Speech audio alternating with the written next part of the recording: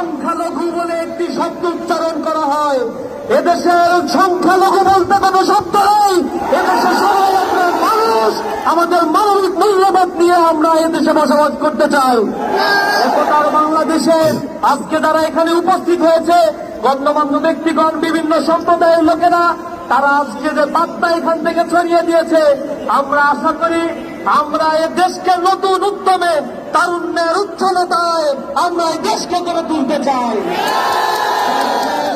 আমরা বলতে চাই, এই বাংলাদেশকে যদি কারো ষড়যন্ত্র করার সাপ জাগে, আবার যদি কারো ভর করো এই বাংলাদেশকে প্রতিরোধের দোষর আমরা নষ্ট পাই, সাধারণ ছাত্র জনতা তাদেরকে এই বাংলাদেশে এক মুহূর্তে থাকতে দেবে না। বন্ধুগণ, এই বাংলাদেশ আমাদের স্বাধীনতা উত্তর এই বাংলাদেশে নিঃশ্বাস ফেলার মতো অবকাশ আমরা পাই নাই।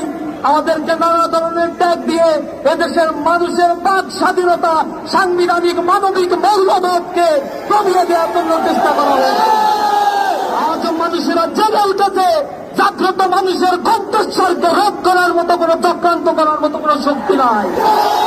আমি সর্বোপরি বলতে চাই, আমাদের ঘরে আলোর অভাব কবু নাহি হবে আর, আকাশ আলোক বাঁধিয়ে আমি দূর করিবে অন্ধকার, শস্য শ্যামলা এই মাটি মার অঙ্গ পুষ্ট করে আমি অটুট স্বাস্থ্য সবল দেহ মন ঘরে ঘরে।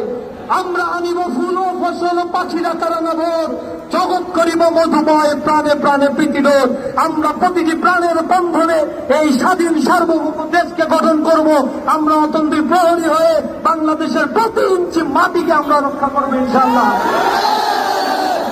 সকল ধন্যবাদ জানিয়ে আমার কথা শেষ করছি। আসসালামু আলাইকুম ওয়া রাহমাতুল্লাহ।